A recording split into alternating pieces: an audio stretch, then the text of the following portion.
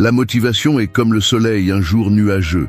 Parfois elle apparaît, parfois elle se cache, et si tu attends qu'elle sorte pour bouger, tu resteras figé dans le froid de l'inaction. La vérité est que tu n'auras pas toujours envie, tu n'auras pas toujours cette impulsion qui te pousse à faire ce que tu sais que tu dois faire. Et c'est bien, parce que la différence entre ceux qui atteignent leurs objectifs et ceux qui restent en arrière ne réside pas dans l'attente d'avoir envie, mais dans le mouvement même si tu ne l'as pas. L'exercice est bien plus que de soulever des poids ou de courir. C'est un entraînement pour l'esprit, un défi pour ta volonté et un champ où le caractère est forgé. Il ne s'agit pas de bien paraître pour les autres, mais de maîtriser ton corps afin que ton esprit ne te domine pas. Lorsque tu apprends à agir sans dépendre de la motivation, tu construis une force intérieure qui te rendra invincible face aux difficultés. Le stoïcisme nous enseigne à accepter ce que nous ne pouvons pas contrôler et à nous concentrer sur ce qui dépend de nous, nos actions. Le corps est le premier territoire où cette philosophie est mise à l'épreuve. Chaque fois que tu choisis de t'entraîner, même si tu n'as pas envie, tu dis à ton esprit que tu es le maître, que tu ne laisseras pas la paresse ou les doutes décider pour toi. Ceci n'est pas un appel pour ceux qui cherchent le confort ou des excuses, mais pour ceux qui sont prêts à se battre jour après jour en silence, sans applaudissements ni reconnaissance, seulement avec la conviction que la véritable transformation commence dans cet effort constant et silencieux. Si tu es prêt à arrêter d'attendre l'étincelle qui n'arrive jamais et à commencer à construire un esprit fort à partir du corps, ceci est ton manifeste. 1. Arrête d'attendre la motivation. Bouge même si tu n'en as pas envie. La motivation est comme un phare au loin, brillant et tentant, mais inconstant, et souvent caché derrière un épais brouillard. Attendre que ce phare éclaire ton chemin, c'est te condamner à l'immobilité, à rester immobile pendant que le temps passe et que la vie n'attend personne. La réalité est brutale et claire. La motivation arrive rarement au moment où tu en as besoin, et quand elle le fait, elle ne dure généralement pas. C'est pourquoi le véritable pouvoir ne réside pas dans l'attente d'un élan passager, mais dans le fait de bouger même si tu n'en as pas envie, de progresser lorsque ton esprit te crie de t'arrêter. Quand tu comprends que la motivation est un luxe, un privilège éphémère qui s'échappe facilement, tu es obligé de chercher quelque chose de plus profond, quelque chose qui ne dépend pas des états émotionnels volatiles, ni des conditions externes. C'est exactement ce que le stoïcisme enseigne, ne pas attendre que le monde ou tes émotions soient alignées pour agir, mais prendre un contrôle absolu sur tes décisions et tes actions. Bouge parce que tu es le maître de ta volonté, non parce que tu te sens inspiré. La volonté est la base solide qui soutient tout changement réel, et cette volonté se cultive dans la constance et la discipline, non dans les caprices de l'humeur. Quand tu décides de bouger, peu importe si tu en as envie, tu portes un coup direct à la procrastination, à la voix intérieure qui cherche des excuses pour ne pas faire le pas. C'est cette voix qui nourrit la médiocrité, qui te maintient coincé dans des cycles répétitifs d'inaction déguisés en repos ou en auto-soin. Mais ne confonds pas discipline avec punition, ni sacrifice avec souffrance. Bouger est un acte de respect de soi, un engagement envers ta croissance et la vie que tu mérites de construire. C'est comprendre que la transformation n'est pas un événement, mais un processus qui exige un engagement même quand le confort appelle avec force. Cette bataille intérieure, celle qui se produit chaque fois que tu décides de sortir du lit pour t'entraîner ou simplement bouger, est celle qui façonne ton esprit.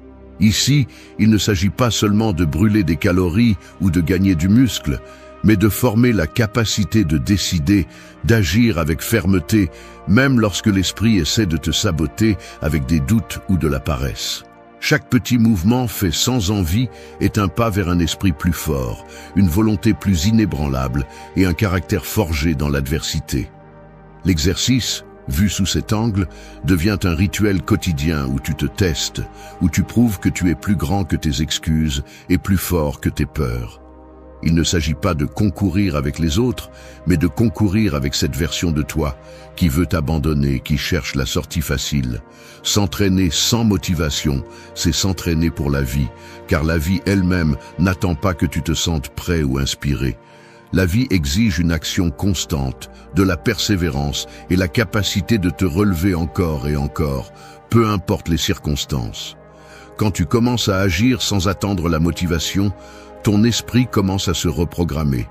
Tu cesses d'être un spectateur passif et tu deviens l'architecte actif de ton destin. Tu construis des habitudes qui te soutiennent lorsque l'émotion échoue, lorsque l'esprit résiste, lorsque l'environnement est hostile.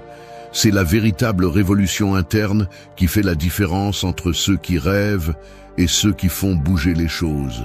Peu importe si le jour est gris, si la fatigue pèse ou si le moral fléchit. Ce qui importe, c'est que tu bouges, que tu fasses ce pas, même s'il est petit, que tu continues à avancer sans excuse ni concession. 2.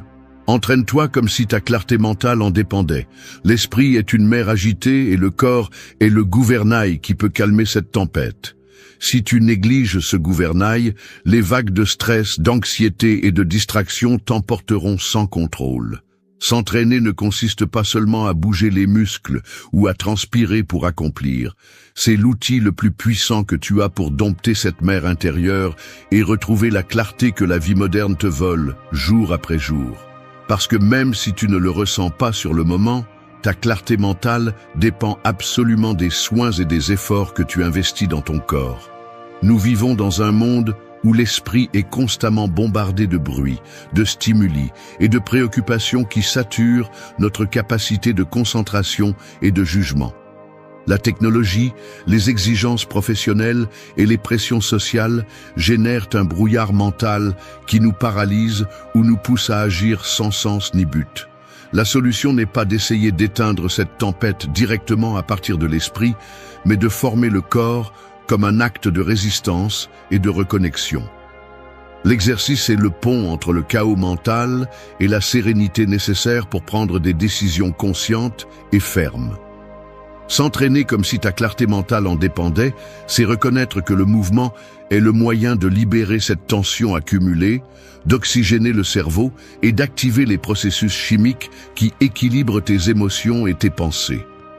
Chaque goutte de sueur, chaque effort pour avancer un peu plus, ne renforce pas seulement tes muscles, mais renouvelle également ta capacité d'attention, calme tes anxiétés et met de l'ordre dans le chaos interne. Tu cesses d'être l'esclave du bruit mental pour devenir un navigateur conscient, capable de maintenir le cap même lorsque la tempête fait rage. Du point de vue du stoïcisme, le contrôle de ce qui dépend de nous, nos actes et notre esprit, est la base d'une vie libre et sereine. L'entraînement du corps devient l'acte quotidien le plus tangible pour exercer ce contrôle. Lorsque tu priorises ta santé physique avec discipline, tu construis les fondations d'un esprit clair et résistant. Ce n'est pas une coïncidence si les grands penseurs et leaders ont utilisé l'exercice comme une pratique indispensable pour rester ferme face à l'adversité. Si tu permets à la fatigue, au confort ou à la distraction de te dominer, ton esprit restera embrouillé et vulnérable aux influences extérieures. Mais si tu t'entraînes avec conviction, comme si la clarté de ta pensée et ta capacité à affronter la vie en dépendaient, tu investis dans ta force intérieure. Cette force qui ne se voit pas, mais qui se ressent dans chaque décision prise avec calme, dans chaque émotion contenue sans perdre la raison et dans chaque défi surmonté avec intelligence. Il ne s'agit pas de s'obséder ni de chercher la perfection physique, mais de comprendre que l'exercice est un acte de respect envers ton esprit et ta vie. S'entraîner avec cette intention transforme chaque séance en un rituel de soin de soi profond, où tu ne façonnes pas seulement ton corps, mais tu reprends également le contrôle de tes pensées et de tes émotions. La clarté mentale n'est pas un luxe ni un cadeau du destin. C'est le résultat direct d'une volonté ferme qui se reflète dans l'engagement envers le mouvement quotidien. En fin de compte, si tu veux naviguer dans la vie avec certitude et but, Si tu veux affronter les défis sans perdre le contrôle ni succomber à l'anxiété, tu dois t'entraîner comme si ta clarté mentale en dépendait. Parce qu'elle en dépend. Il n'y a pas d'excuse valable lorsque tu comprends qu'à chaque entraînement, tu sculptes l'esprit qui te permettra de vivre avec discipline, concentration et liberté. 3. Fais une répétition de plus, marche une minute de plus, résiste un peu plus. L'esprit est comme un muscle qui ne grandit que lorsqu'il est poussé au-delà de sa limite confortable. Imagine que tu grimpes une montagne et juste quand tu veux t'arrêter parce que tu sens que tu ne peux plus, tu décides de faire un pas supplémentaire, une répétition de plus, une minute de plus à marcher. Ce petit effort supplémentaire ne te rapproche pas seulement du sommet, mais change aussi ta façon de penser. C'est à ce moment-là que la véritable transformation commence. Résister un peu plus est la clé pour briser les chaînes invisibles qui te lient à la médiocrité et au conformisme. Dans la vie quotidienne, nous sommes souvent confrontés à des moments où la fatigue, la peur ou le doute veulent nous arrêter. La voix intérieure qui murmure « c'est assez » est la manifestation la plus courante de cette barrière mentale qui nous empêche d'avancer. Mais cette barrière n'est pas réelle, c'est une construction qui s'effondre lorsque nous décidons d'aller un peu plus loin, lorsque nous nous forçons à faire cet effort supplémentaire qui semble insignifiant, mais qui est en réalité le feu qui forge la force. L'exercice physique est la métaphore parfaite de cette lutte constante. Chaque répétition que tu ajoutes quand tu penses ne plus avoir d'énergie, chaque pas que tu fais quand tu veux abandonner, est un acte conscient de défi à tes limites auto-imposées. Cette petite résistance volontaire est un message direct à ton esprit. C'est toi qui décides quand t'arrêter, pas les excuses ni la fatigue. Et cette décision se transfère à chaque domaine de ta vie, car la force que tu cultives dans le corps est la même que tu as besoin pour faire face aux adversités, prendre des décisions difficiles et garder le cap quand tout semble contre toi. De la philosophie stoïcienne, cette idée résonne avec le principe d'accepter la difficulté comme une partie inévitable du chemin et de trouver en elle l'opportunité de grandir. Les stoïciens enseignent que la vertu se forge dans la résistance, dans la capacité de rester ferme face à l'adversité. Et rien n'entraîne mieux cette vertu que le simple acte de résister un peu plus quand tout en toi crie que tu dois t'arrêter. Cette répétition supplémentaire, cette minute supplémentaire de marche, est un acte de volonté pure qui te rapproche de la meilleure version de toi-même. Résister ne signifie pas souffrir sans raison, ni se punir, mais choisir consciemment de dépasser la limite du confort pour élargir tes possibilités. Chaque fois que tu décides de continuer, même quand cela semble difficile, tu entraînes ton esprit à ne pas être l'esclave des émotions passagères ni des circonstances extérieures. Tu construis une forteresse intérieure qui se reflète dans ta capacité à gérer le stress, à ne pas abandonner face aux obstacles et à avancer avec détermination, quelles que soient les conditions. De plus, cette pratique a un effet cumulatif puissant. Ce ne sont pas les grands efforts isolés qui façonnent le caractère, mais la constance de ces petits actes de résistance qui s'accumulent jour après jour. Le véritable changement se produit dans cette répétition constante, dans cet engagement silencieux envers l'amélioration continue. C'est pourquoi l'exercice devient une métaphore parfaite pour la vie. Avancer un peu plus chaque jour, résister un peu plus chaque fois et ne jamais se contenter de moins que ce que tu sais pouvoir accomplir. Lorsque tu intègres cette leçon, tu cesses d'être la victime du confort et de l'excuse.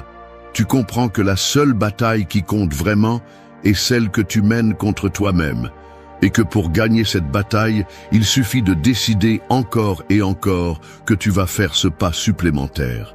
Car c'est dans ce pas que se trouve la différence entre la stagnation et le progrès, entre un esprit faible et un esprit imparable. 4. Remporte la bataille contre ton esprit chaque matin. Chaque matin est un champ de bataille invisible où se décide le ton du reste de la journée. L'esprit, avec sa capacité à créer des excuses, des doutes et des justifications, est l'ennemi le plus rusé et constant auquel tu devras faire face. Gagner cette bataille n'est pas un acte héroïque isolé, ni une explosion de volonté momentanée. C'est une décision consciente qui se prend encore et encore, même lorsque le corps demande une trêve et que la tête cherche des raisons de se rendre. Si tu ne conquiers pas ton esprit au début de la journée, tu perdras du terrain sans t'en rendre compte, et le reste du temps sera une lutte en montée contre toi-même. La réalité est crue, ton esprit ne sera pas toujours de ton côté. En fait, il deviendra souvent ton pire ennemi, sabotant tes efforts avec des pensées qui semblent raisonnables, mais qui ne cherchent qu'à te maintenir dans la zone de confort de l'inaction. Cette voix intérieure qui dit « demain sera meilleur » ou « aujourd'hui je mérite de me reposer » est la prison qui t'empêche d'avancer. Il n'y a pas de place pour l'auto-tromperie si tu veux des résultats réels. Chaque matin est une épreuve de feu où se définit si tu es capable de maîtriser tes impulsions ou si tu réagis simplement à elles comme une marionnette de plus. Du point de vue du stoïcisme, cette lutte matinale est l'essence du contrôle de soi et de l'autodiscipline. Les stoïciens savaient que la maîtrise de soi est la clé pour vivre avec liberté et but. C'est pourquoi commencer la journée en affrontant et en gagnant cette bataille intérieure est la manière la plus authentique d'exercer le pouvoir sur ta vie. Ce n'est pas de la magie, c'est de la méthode et de la constance. N'attends pas de te sentir fort ou inspiré. Agis simplement avec la détermination de celui qui sait que la discipline est le seul chemin vers la véritable liberté. En remportant la bataille contre ton esprit chaque matin, tu te positionnes comme le maître de ton destin. Tu établis le contrôle sur tes décisions avant que les distractions et les tentations de la journée puissent te voler ton focus. Il ne s'agit pas d'éliminer les difficultés ou de faire disparaître la paresse, mais de les reconnaître, de les affronter et de ne pas céder devant elles. Cette victoire initiale, bien que petite, a un impact gigantesque sur ta capacité à rester ferme, productif et concentré. Chaque jour où tu ne combats pas avec conviction à ce moment crucial est un jour que tu donnes à la médiocrité. L'esprit, sans contrôle, devient un ennemi silencieux qui ronge ta volonté, réduit ton potentiel et détourne tes efforts. C'est la dure réalité que peu de gens veulent accepter. Il ne suffit pas de vouloir changer, il faut se battre pour ce changement dès le premier instant de la journée, lorsque l'esprit est encore vulnérable et que le chemin s'ouvre devant toi. Ce n'est pas un appel pour ceux qui cherchent des excuses ou pour ceux qui préfèrent le confort déguisé en repos. C'est un appel pour ceux qui sont prêts à affronter la vérité sans anesthésie, à être impitoyables avec leurs faiblesses et à construire une forteresse mentale qui leur permette d'avancer quelles que soient les circonstances. Parce que la véritable bataille n'est pas à l'extérieur, elle est à l'intérieur. Et la gagner est la condition indispensable à toute transformation authentique. 5. Utilise l'exercice comme ton rituel quotidien de concentration. Le corps et l'esprit ne sont pas des entités séparées, ils sont intrinsèquement liés, et ce qui se passe dans l'un affecte inévitablement l'autre. L'exercice ne doit pas être vu seulement comme une obligation physique, mais comme un rituel quotidien qui met de l'ordre dans le chaos mental et émotionnel. Dans un monde saturé de distractions, d'anxiété et de surcharge d'informations, ce moment de mouvement conscient est la pause nécessaire pour te retrouver et recalibrer ton focus. Ignorer ce rituel, c'est te condamner à vivre dispersé, vulnérable à tout stimulus qui t'éloigne de tes objectifs et de ton bien-être. Ce rituel n'est ni un luxe ni une récompense que tu te donnes lorsque tu as terminé ta liste de tâches. C'est la base sur laquelle est construit un esprit clair, une volonté de faire et un caractère résistant. S'entraîner quotidiennement, c'est envoyer un message puissant. Je suis là, je suis responsable de ma vie et je ne vais pas permettre que le désordre mental me contrôle. C'est transformer l'exercice en un acte d'autorité personnelle, où tu décides que ton esprit mérite d'être soigné avec la même dévotion que tes muscles. Le stoïcisme nous enseigne à créer des routines qui renforcent notre vertu et notre maîtrise de soi. L'exercice, dans ce contexte, est plus qu'une habitude. C'est un engagement sacré envers toi-même pour maintenir le contrôle au milieu du chaos. Lorsque tu fais de l'entraînement ton rituel de concentration, tu transformes chaque séance en un moment de clarté où le bruit externe s'atténue et tu peux réorienter ton énergie vers ce qui compte vraiment. Cette clarté n'est pas un hasard. Elle est le fruit de la constance et de la discipline. Tu ne peux pas te laisser submerger par le stress, la fatigue ou les soucis chaque jour. Si tu n'établis pas un rituel qui t'ancre, ton esprit sera un bateau à la dérive, sans gouvernail ni cap. L'exercice est ce gouvernail qui te redonne le contrôle, qui met ton esprit en état d'alerte et de préparation. Chaque mouvement, chaque respiration profonde pendant l'entraînement est un signal que tu envoies à ton cerveau pour activer ton focus et te préparer à affronter les défis avec une pleine attention et une décision. Si tu veux des résultats réels dans ta vie, tu dois comprendre que la concentration n'est pas quelque chose qui arrive simplement. C'est quelque chose qui se cultive. Et il n'y a pas de meilleure façon de le cultiver qu'à travers un rituel qui implique le corps et l'esprit en harmonie. Peu importe si la journée est difficile ou si la motivation fléchit, ce moment d'exercice quotidien est ton refuge et ta force. Là, tu trouves la clarté qui te permet de prendre des décisions intelligentes et de rester ferme face aux adversités.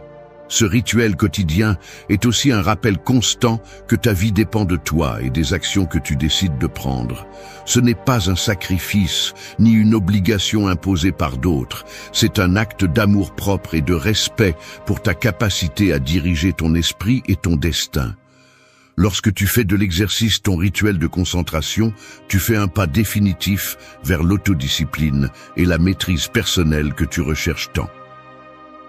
6. Entraîne-toi sans témoin.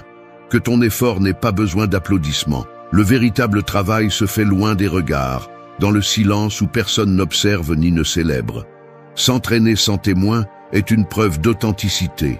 Un acte d'engagement sincère qui ne cherche pas la reconnaissance ni la validation externe. La réalité est que la plupart des gens ne persévèrent que lorsqu'il y a du public, lorsque quelqu'un remarque leur effort ou les applaudit. Mais la véritable force, celle qui transforme l'esprit et le caractère, se forge dans la solitude de l'effort constant, sans besoin de lumière ni d'applaudissements. Il est facile de se sentir motivé lorsque les autres regardent, mais ce qui est difficile, ce qui définit vraiment le caractère, c'est de rester ferme lorsque personne ne regarde. C'est à ce moment-là que ton esprit et ta volonté sont vraiment mis à l'épreuve. Si ta discipline dépend du regard des autres, ton engagement est faible, fragile et donc éphémère. Le stoïcisme nous enseigne à chercher la force en nous-mêmes, pas dans l'approbation externe. La véritable bataille est interne, et la victoire ne se mesure pas en éloges, mais en constance silencieuse. S'entraîner sans témoin signifie comprendre que ta valeur et ta progression ne sont pas liées à l'opinion de personne. C'est agir avec intégrité, même lorsqu'il n'y a pas de récompense visible, lorsque l'effort semble invisible pour le monde. C'est la base d'un esprit fort et d'une vie concentrée.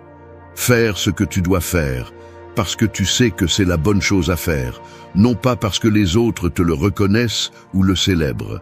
Cette mentalité renforce l'autonomie émotionnelle, te libérant du poids de la constante nécessité de validation. La véritable discipline naît lorsque tu t'entraînes pour toi, pour ta santé, ton esprit et ton caractère, non pas pour impressionner ou répondre à des attentes externes. Cette indépendance est celle qui te permettra de maintenir l'effort sur le long terme, car tu ne seras pas conditionné par des facteurs externes qui peuvent changer ou disparaître. La vie réelle est dure et souvent ingrate. Il n'y aura pas toujours du public pour applaudir tes efforts, ni de reconnaissance pour tes sacrifices. C'est pourquoi s'entraîner sans témoin est un entraînement pour la vie elle-même, pour rester ferme lorsque les obstacles n'ont pas de spectateurs et lorsque les circonstances ne sont pas favorables. C'est l'école où tu apprends à ne dépendre que de toi et de ta volonté. De plus, s'entraîner sans témoin te prépare à affronter la réalité telle qu'elle est, sans fioriture ni concession. La véritable force surgit lorsque tu apprends à te valoriser sans avoir besoin de reflets ni d'approbation externe, lorsque ton engagement ne dépend pas de la validation des autres, mais de la conviction interne. Cette force interne est celle qui te soutient face aux adversités les plus dures et te pousse à continuer quand tout semble perdu. Lorsque tu internalises cette leçon, ton effort devient authentique et puissant. Tu ne cherches pas d'applaudissements ni de comparaison, tu cherches seulement à être meilleur qu'hier, sans dépendre du regard des autres. C'est là que se construit le véritable caractère, celui qui ne se vend pas et ne se négocie pas. Celui qui se forge dans la constance silencieuse, dans l'humilité de l'effort quotidien et dans la conviction que le changement dépend uniquement de toi. 7. Renforce ton corps comme un acte de gratitude, pas de vanité. La plupart des gens s'entraînent pour chercher l'admiration, les reflets dans le miroir ou l'approbation des autres, mais c'est le piège le plus facile dans lequel tu tomberas si tu veux transformer ton esprit et ta vie. Renforcer le corps doit être un acte profondément personnel, un geste de remerciement envers toi-même pour être ici, pour avoir l'opportunité d'affronter un jour de plus, pour la possibilité de construire quelque chose de réel et de durable. Quand tu comprends cela, l'entraînement cesse d'être superficiel et devient un engagement sacré envers ton bien-être intégral. La réalité est que la vanité est éphémère et dépend de facteurs externes qui changent avec le temps. La mode, les opinions, les comparaisons. Si ta motivation est seulement externe, ton effort sera tout aussi fragile, car il sera lié à des conditions instables. En revanche, lorsque tu t'entraînes à partir de la gratitude, tu reconnais que ton corps est le véhicule qui te permet d'expérimenter la vie, qui soutient ton esprit et tes émotions, et qui mérite des soins et du respect constant. Du point de vue du stoïcisme, la gratitude n'est pas un sentiment passager, mais une pratique consciente qui renforce l'âme. Reconnaître la valeur de ton corps et en prendre soin est une façon d'honorer la vie et d'assumer la responsabilité de ton existence. Il ne s'agit pas de chercher la perfection physique ni de rivaliser avec les autres, mais d'accepter ce que tu as et de travailler pour que ce corps soit un allié fidèle, fort et résistant face aux difficultés qui apparaîtront inévitablement. Quand tu t'entraînes comme un acte de gratitude, chaque répétition, chaque effort est une reconnaissance de la capacité que tu as de transformer ta réalité. Tu cultives non seulement des muscles, mais aussi une mentalité qui valorise l'effort et le sacrifice comme des chemins vers la liberté et l'autonomie. Cette mentalité te protège de tomber dans l'auto-apitoiement ou le désespoir lorsque les résultats ne sont pas immédiats ou lorsque les difficultés semblent insurmontables. De plus, cette approche change la relation que tu as avec toi-même. Tu cesses d'être un juge impitoyable qui exige la perfection ou punit chaque erreur pour devenir un allié compatissant qui comprend que le progrès est un processus, que les chutes font partie du chemin et que le respect de soi est le moteur qui soutient la discipline. Renforcer le corps à partir de la gratitude est en essence renforcer l'esprit à partir de l'amour de soi réel, pas à partir de l'illusion ou de l'apparence. Ce changement de perspective est ce qui fait la différence entre un effort passager et une transformation véritable et durable. La gratitude t'ancre dans la réalité de ton pouvoir et de ta responsabilité et te libère du poids des attentes externes qui ne génèrent que frustration et anxiété. En t'entraînant avec cette intention, tu construis un caractère solide, un esprit équilibré et une vie authentique. Mais au-delà de la transformation physique et mentale, cet acte de gratitude est une reconnaissance profonde de la fragilité et de la force humaine. C'est accepter que ton corps est le seul temple que tu auras et que prendre soin de lui n'est pas un luxe, mais une obligation morale envers toi-même. C'est comprendre que ce corps te soutient dans chaque défi, que sans lui, tes rêves et plans n'auraient ni forme ni force. C'est pourquoi s'entraîner avec gratitude est aussi un acte d'humilité et de respect envers ta propre existence, une façon de remercier l'opportunité de lutter et de grandir chaque jour. Lorsque tu adoptes cette mentalité, la discipline cesse d'être un fardeau et devient un acte d'amour et de responsabilité qui transcende la simple apparence physique. 8. Sois fidèle à ta parole. Si tu as dit que tu t'entraînerais aujourd'hui, fais-le. Dans un monde rempli de promesses vides et d'engagements brisés, la fidélité à la parole que tu te donnes à toi-même est l'acte le plus radical et subversif que tu puisses réaliser. Dire « aujourd'hui je vais m'entraîner et le faire » n'est pas seulement une question de discipline physique, mais la base indiscutable de l'intégrité personnelle. Lorsque tu brises cette promesse avec toi-même, tu sapes la confiance la plus importante que tu as, celle qui te permet d'être maître de ta vie et non une marionnette de tes propres excuses et faiblesses. Cette fidélité est le fondement de toute transformation. Sans elle, tout effort s'effondre, car ce qui soutient le changement n'est ni l'envie ni les résultats immédiats, mais la cohérence entre ce que tu dis et ce que tu fais. Le stoïcisme nous enseigne que vivre selon la vertu implique d'honorer nos paroles et nos actions, surtout celles que nous nous disons en silence.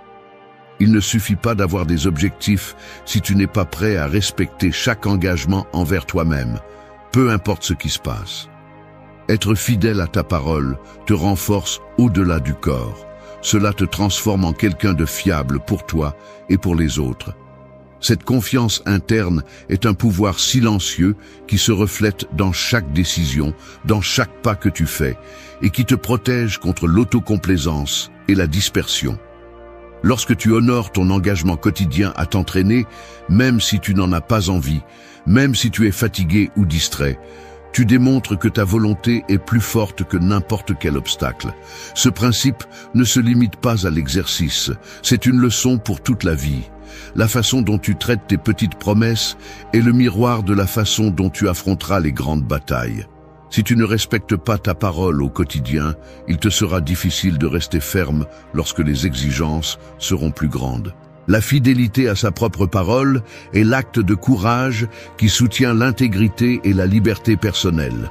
Tenir ta parole, sans excuse ni négociation, c'est construire un caractère inébranlable.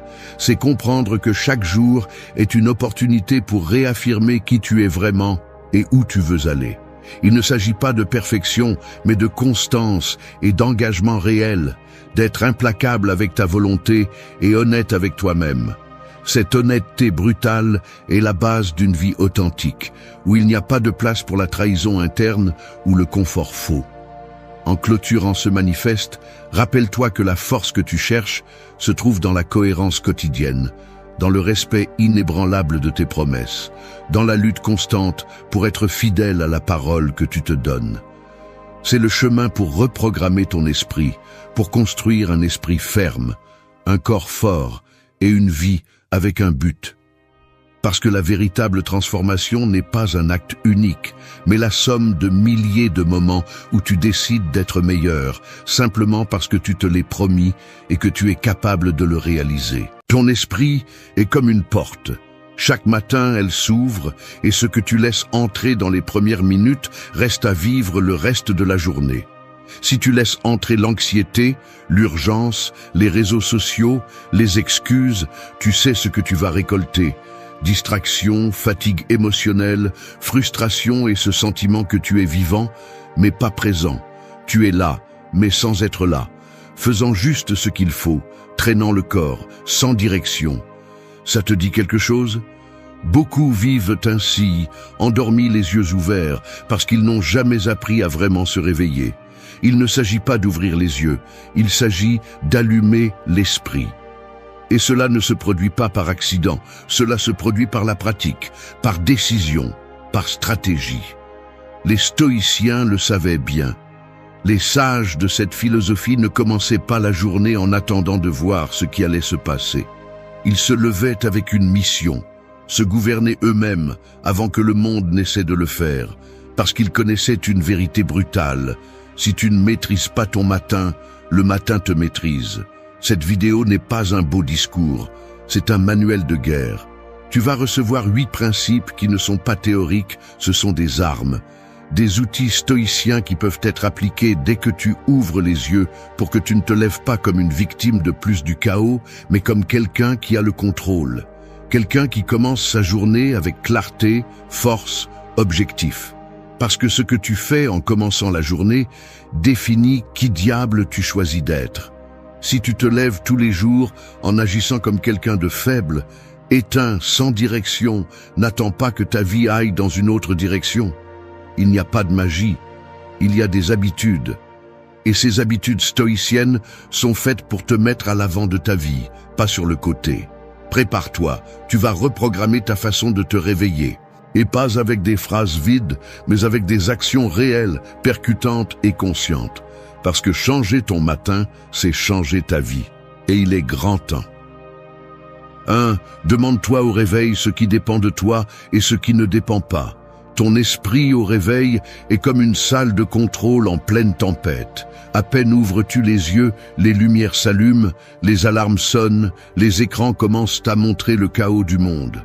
Tâches en attente, soucis, messages, notifications, ce que tu as fait hier, ce que tu n'as pas fait, ce que tu pourrais perdre, ce que tu ne contrôleras jamais.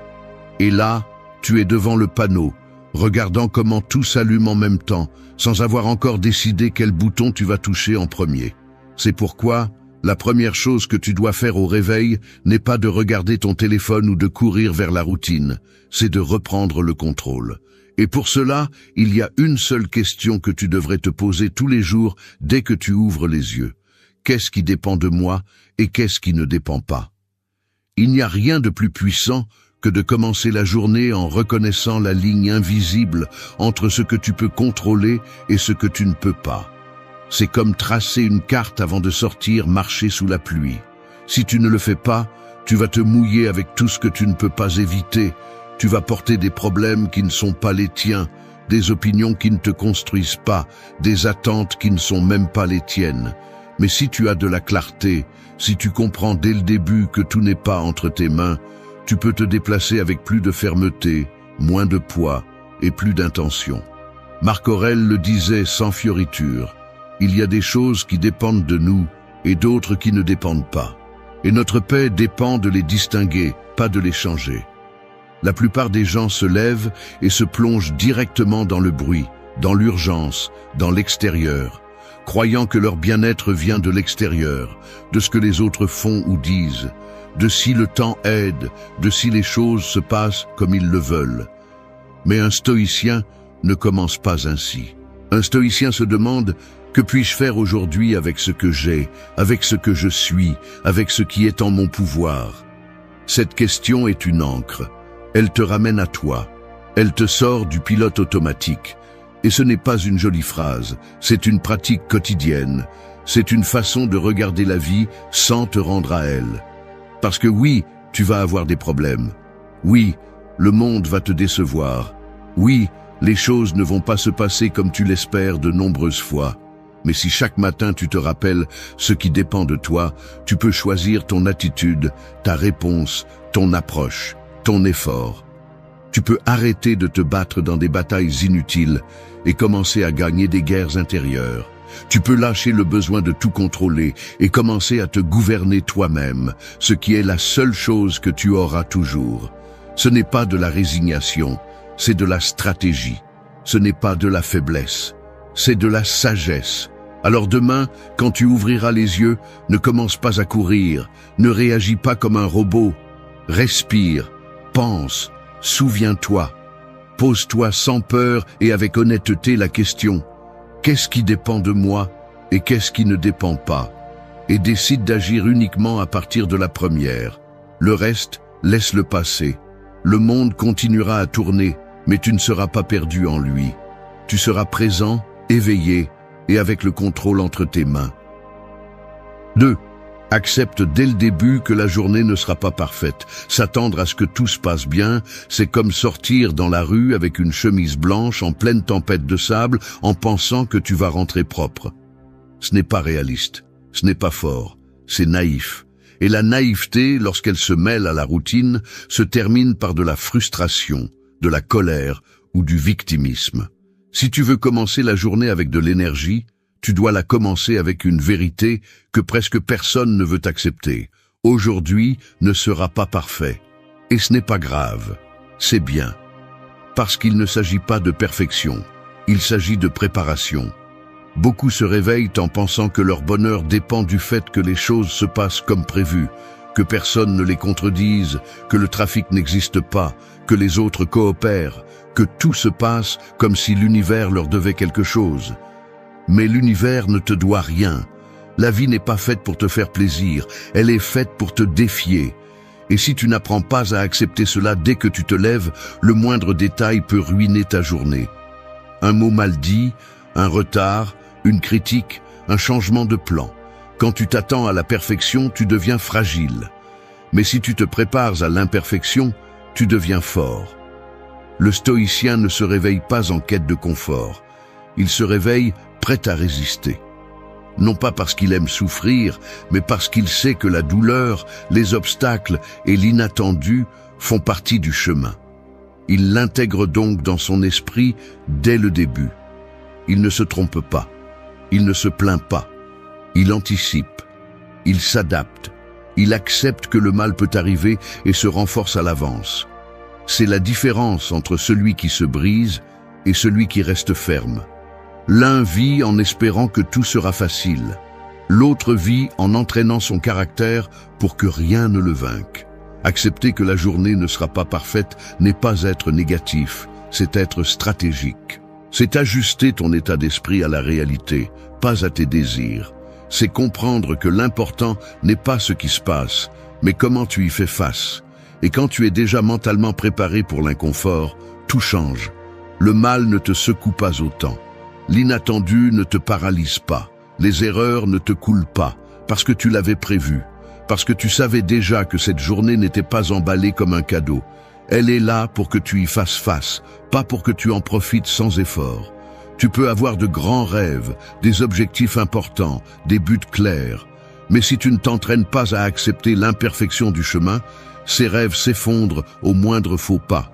C'est pourquoi, en te réveillant avant de poser un pied par terre, fais un pacte avec toi-même.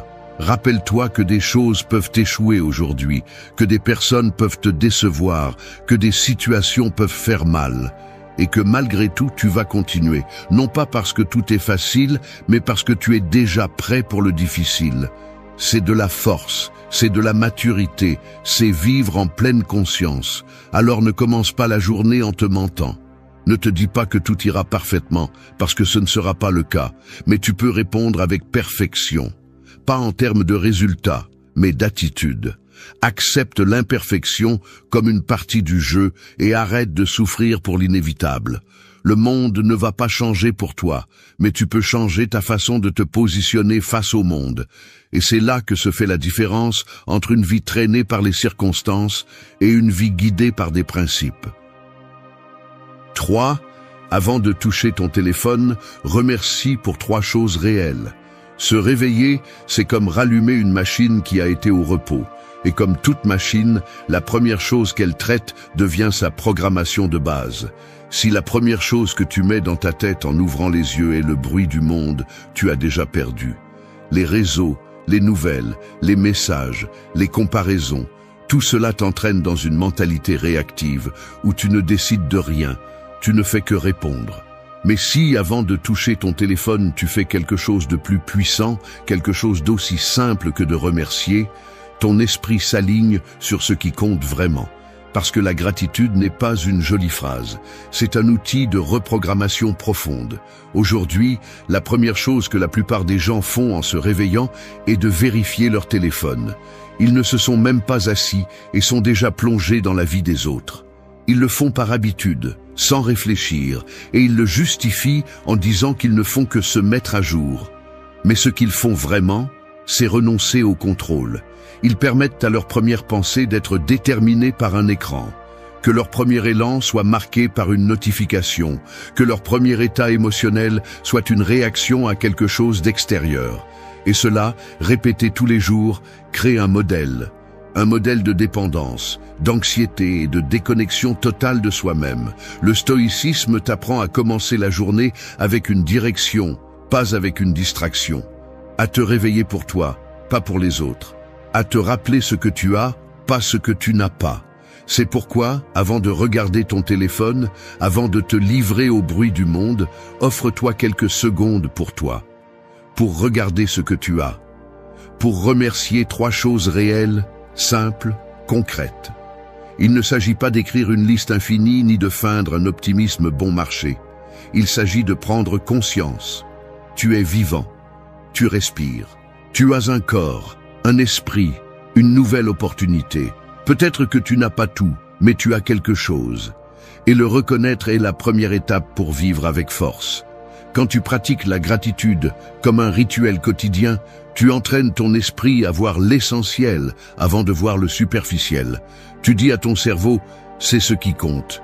Et cela crée un effet domino sur tout le reste. Tu es moins réactif, moins anxieux, plus présent. Non pas parce que les choses extérieures changent, mais parce que tu as décidé de commencer à partir d'un état mental plus stable, plus propre, plus humain. De plus, remercier est un acte de pouvoir. Ce n'est pas de la passivité, ce n'est pas du conformisme, c'est du courage. Parce que dans un monde qui te bombarde de manque, avoir le courage de dire « ceci est suffisant pour l'instant » te place dans une position de domination sur toi-même. Et cette domination ne s'obtient pas avec des mots vides, elle s'obtient avec une pratique constante. Chaque jour, en ouvrant les yeux, avant de toucher cet appareil qui te déconnecte, rappelle-toi 3 choses pour lesquelles tu peux être reconnaissant. Peu importe si elles sont grandes ou petites, ce qui compte, c'est qu'elles soient réelles, que tu les ressentes, que tu les reconnaisses. Peut-être que certaines choses te font mal, peut-être que tu fais face à des batailles internes, peut-être que tu n'es pas là où tu veux être. Mais si tu lis ceci, si tu peux respirer et prendre des décisions, tu as déjà du pouvoir. Et ce pouvoir est renforcé par la gratitude, parce que celui qui remercie, voit. Et celui qui voit ne se perd pas. Alors demain, quand tu te réveilleras, ne mets pas ton attention entre les mains d'un écran. Mets-la en toi. Respire. Rappelle-toi ce que tu as, remercie. Ensuite, si tu veux, entre dans le monde. Mais pas comme un esclave de l'extérieur, mais comme quelqu'un qui sait ce qu'il a, ce qu'il vaut et ce qu'il veut protéger. 4. Fais une révision honnête de la journée d'hier, sans punition mais sans excuse. Ta journée d'hier est comme une empreinte dans le sable mouillé. Tu ne peux pas l'effacer, tu ne peux pas la refaire, mais tu peux l'observer clairement avant de continuer à marcher. La plupart avancent sans regarder en arrière, non pas par sagesse, mais par peur. Peur de voir où ils ont échoué, de faire face à leurs décisions médiocres, de reconnaître qu'ils auraient pu faire mieux. Mais celui qui ne regarde pas honnêtement ce qu'il a fait hier est condamné à le répéter aujourd'hui, enveloppé dans les mêmes justifications qui le maintiennent stagnant. Il ne s'agit pas de se vautrer dans la culpabilité, ni de se déchirer la peau avec des reproches. Ce n'est pas de la réflexion, c'est de la torture inutile. Et il ne s'agit pas non plus de tout maquiller avec de belles excuses ou des phrases qui adoucissent la réalité. C'est de l'auto-tromperie. Ce qu'il faut, c'est une révision honnête, directe, crue. Un moment au réveil où tu te dis la vérité sans fioriture. Qu'as-tu bien fait hier? Qu'as-tu mal fait? Qu'as-tu promis et non tenu? En quoi t'es-tu trahi? Où as-tu agi avec force et où as-tu agi avec faiblesse? Les stoïciens savaient que le jugement de soi est plus précieux que le jugement du monde. Épictète disait que nous ne devons pas chercher l'approbation des autres, mais l'approbation de notre propre esprit. Mais cette approbation n'est pas gratuite, elle se gagne avec cohérence. Et la cohérence commence par faire un bilan réel de tes actions, sans vouloir te voir comme un héros, mais pas non plus comme une victime. Seul toi sais si tu as donné le meilleur de toi-même, si tu as été discipliné, si tu as bien choisi, si tu es tombé par impulsion ou si tu es resté ferme par principe. Cette conversation avec toi-même au début de la journée est la base de ton progrès. Car tu ne peux pas améliorer ce que tu ne reconnais pas. Tu ne peux pas avancer si tu nies où tu as échoué. Mais tu ne peux pas non plus grandir si tu t'écrases avec culpabilité et te répètes que tu ne vaux rien. Cet équilibre entre fermeté et compassion est clé. Regarde-toi en face, sans filtre, mais avec respect. Pas avec pitié, ni avec arrogance. Et si tu as échoué, admets-le. Si tu t'es surpassé, reconnais-le. Tout n'est pas défaite, ni tout n'est pas victoire. La vie réelle se déplace en gris, et ton devoir est de voir ces nuances avec maturité. Fais de ce moment de révision une habitude. Cela ne te prend pas plus d'une minute, mais cela change toute ta perspective. Parce que l'erreur ne fait pas autant mal que l'auto-tromperie. Et la culpabilité ne transforme pas autant que la vérité dite à temps. Si chaque matin tu examines sincèrement ce que tu as fait hier, tu commences à créer une conscience plus forte, plus centrée, plus difficile à manipuler. Tu n'as pas besoin de l'écrire, ni de faire un rituel exagéré. Tu as juste besoin de courage pour voir et de volonté pour améliorer.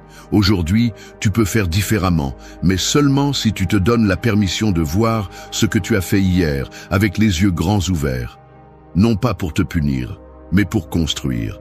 Non pas pour te sentir moins, mais pour exiger plus de toi. Parce que personne ne te connaît mieux que toi, et si tu ne te corriges pas, personne ne le fera. N'attends pas que la vie te le crie, dis-le toi-même, mais avec vérité. Parce que là, dans cette brève et honnête révision, commence le véritable changement. Et celui qui ose se regarder chaque jour a le pouvoir de se reconstruire sans dépendre du monde. 5. Définis tes 3 priorités avant que le chaos ne te trouve. Commencer la journée sans savoir ce qui est important, c'est comme monter à bord d'un bateau sans gouvernail en pleine mer. Le vent va te pousser là où il veut. Et quand la journée sera terminée, tu auras l'impression d'avoir été occupé, mais sans avoir avancé.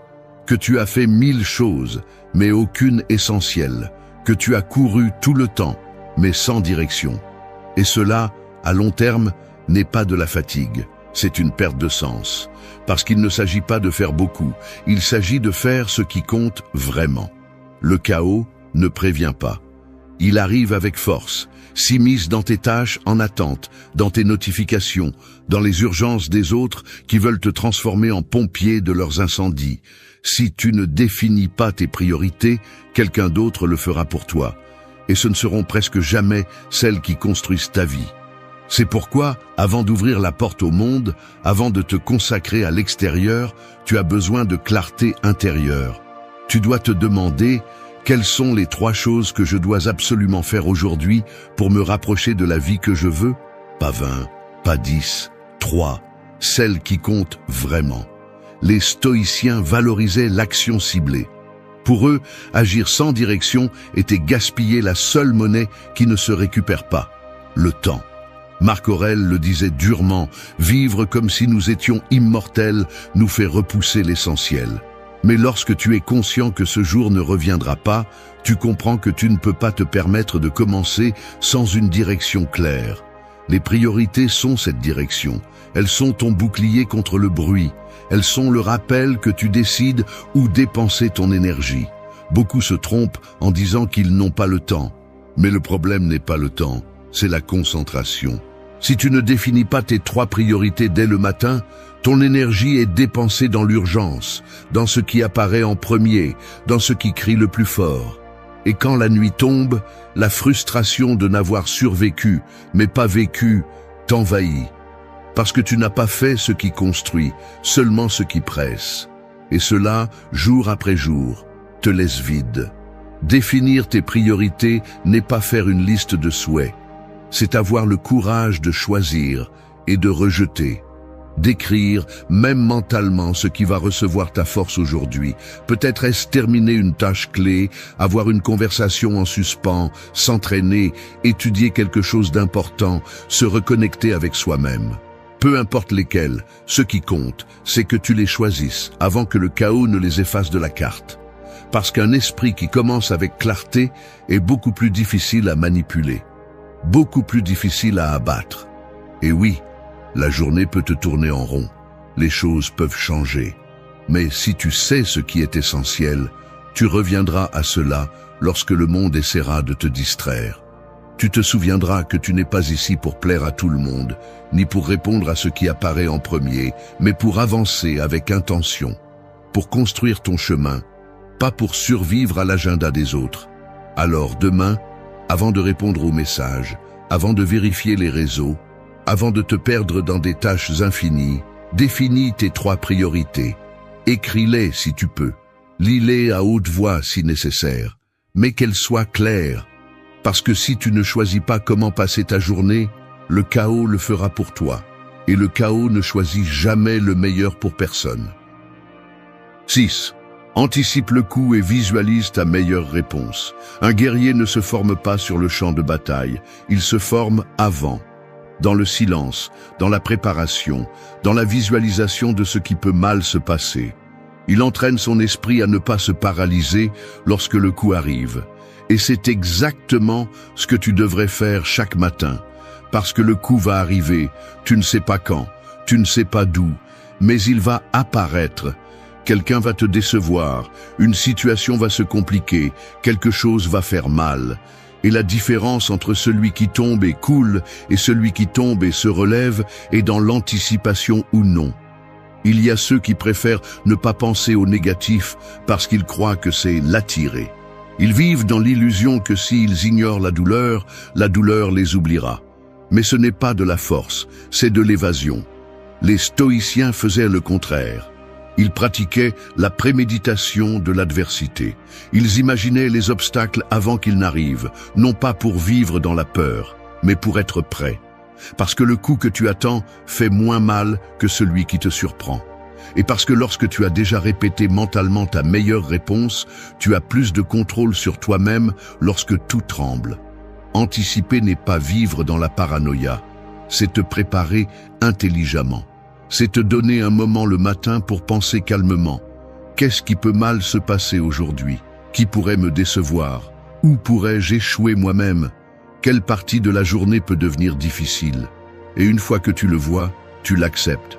Non pas en tant que victime, mais en tant que stratège. Ensuite, tu visualises ta meilleure réponse. Non pas à partir de l'impulsion, mais à partir de la vertu. Non pas à partir de l'émotion, mais à partir du caractère. Parce que le véritable pouvoir n'est pas d'éviter le mal, mais de bien répondre quand le mal arrive. Visualiser ta meilleure réaction est comme programmer ton système émotionnel.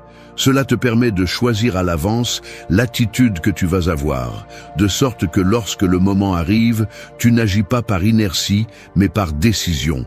Tu ne peux peut-être pas contrôler si quelqu'un t'insulte, mais tu peux décider de ne pas perdre ta paix. Tu ne peux peut-être pas éviter qu'un événement soit retardé, mais tu peux choisir d'utiliser ce temps avec patience. Tu ne peux peut-être pas arrêter une dispute, mais tu peux choisir le ton avec lequel tu vas parler. C'est la maîtrise, c'est la discipline émotionnelle. Et cela s'entraîne, cela se construit, cela se choisit chaque jour.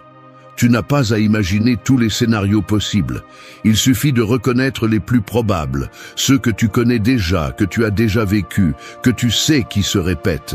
Et au lieu d'agir comme si tout allait être parfait, agis comme quelqu'un qui est prêt à résister, à s'adapter et à rester ferme lorsque le défi se présente. Parce que la vie ne va pas s'arrêter pour s'adapter à tes plans. Et tu ne peux pas continuer à réagir comme si tu ne le savais pas. Alors, quand tu te réveilles, après avoir remercié, après avoir revu ta journée d'hier et défini tes priorités, prends un moment pour anticiper. Non pas à partir de la peur, mais à partir de la clarté. Non pas à partir du drame, mais à partir de la préparation. Et visualise comment tu vas répondre lorsque les choses ne se passent pas comme tu l'espères. Parce que si tu t'entraînes chaque matin à recevoir le coup avec dignité, alors, peu importe combien de fois tu tombes, tu te relèveras toujours plus fort que tu ne l'étais avant. 7. Agisse comme si aujourd'hui était le dernier jour pour vivre avec vertu. Vivre sans penser à la mort, c'est comme jouer une partie sans savoir que l'horloge tourne. Tu penses qu'il y a toujours du temps, qu'il y aura toujours une autre opportunité, un autre lundi pour commencer, un autre moment pour bien faire les choses. Mais c'est un mensonge confortable. Parce que la vérité, bien qu'elle fasse mal, est simple. Tu ne sais pas si tu auras un lendemain. Et c'est pourquoi, chaque jour que tu te réveilles, tu devrais vivre comme si c'était le dernier où tu pourrais agir avec vertu. Non pas le dernier dans un sens dramatique et désespéré, mais dans le sens le plus pur. Si tu n'avais que ce jour pour montrer qui tu es, comment le vivrais-tu? Le stoïcisme n'est pas une philosophie pour quand tu as du temps. C'est une façon de vivre maintenant, avec une urgence sereine.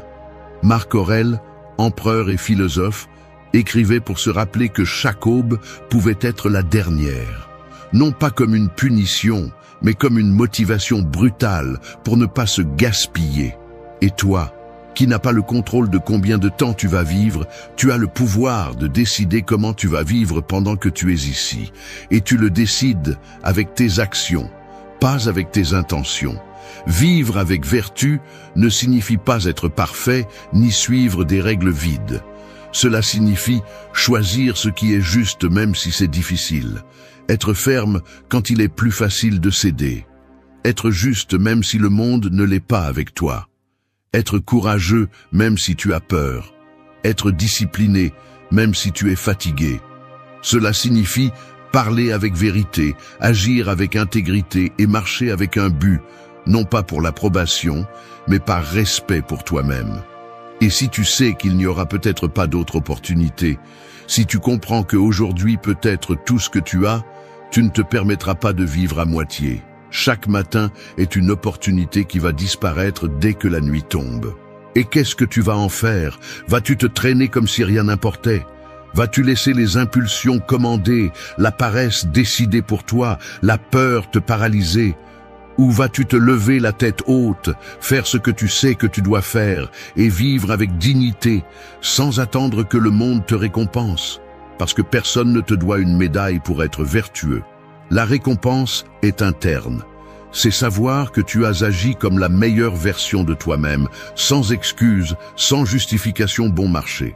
Ce n'est pas un discours de motivation vide, c'est un appel à l'action réelle, parce que tu sais parfaitement quand tu es faible, quand tu es incohérent, quand tu évites l'effort, et tu sais aussi ce que c'est de finir la journée en sachant que tu as été ferme, que tu as bien choisi, que tu n'as pas failli à tes principes, même si tout autour de toi poussait pour que tu le fasses. C'est ce qui compte. C'est ça, vivre. Tout le reste n'est que bruit. Alors la prochaine fois que tu te réveilles, regarde-toi dans le miroir et dis-toi fermement, « Aujourd'hui, je vais agir comme si c'était le dernier jour où je peux vivre avec vertu. » Non pas pour te désespérer, mais pour te concentrer. Non pas pour courir sans but, mais pour avancer avec conscience. Parce que si aujourd'hui était le dernier jour, tu ne te perdrais pas en excuses. Tu irais directement à l'essentiel. Tu ferais ce qui compte. Tu serais qui tu es vraiment, sans masque, sans peur et sans gaspillage. 8. Que ta discipline gouverne avant tes émotions. Ton esprit est comme un cheval sauvage au réveil. Il a de la force, de l'instinct, de la vitesse. Mais si tu ne lui mets pas de rêne, il te mènera directement à l'abîme. Les émotions sont ce cheval. Intenses, imprévisibles, souvent utiles, mais dangereuses si tu les laisses gouverner. C'est pourquoi tu as besoin de quelque chose de plus fort que l'impulsion, de plus ferme que le désir, de plus stable que la peur. Tu as besoin de discipline, et pas comme un joli mot ou un cliché vide, discipline comme un mode de vie, comme la loi que tu choisis de suivre quand tout en toi veut t'abandonner. Beaucoup pensent que la liberté consiste à faire ce que l'on ressent, à suivre son cœur, à agir selon l'humeur du moment. Mais ce n'est pas de la liberté, c'est de l'esclavage émotionnel. C'est vivre traîné par des états mentaux qui changent chaque heure, qui sont déclenchés par un commentaire, un regard, une pensée. Et quand tes décisions sont dominées par ce que tu ressens, tu cesses d'être toi. Tu deviens un reflet de tes fluctuations. Il n'y a pas de force là, il n'y a pas de caractère, juste de la réactivité. Le stoïcien sait que ces émotions existent, mais il ne leur obéit pas. Il les écoute, les comprend, mais ne s'agenouille pas devant elles, parce qu'il comprend qu'une émotion n'est pas un ordre, c'est juste un signal. Et entre l'émotion et l'action doit se trouver la raison, doit se trouver la volonté, doit se trouver la discipline. Cette capacité à faire ce que tu as dit que tu ferais, même quand tu n'en as plus envie. De rester ferme quand tout en toi cherche une sortie facile. D'avancer quand la motivation s'est éteinte et qu'il ne reste que le devoir.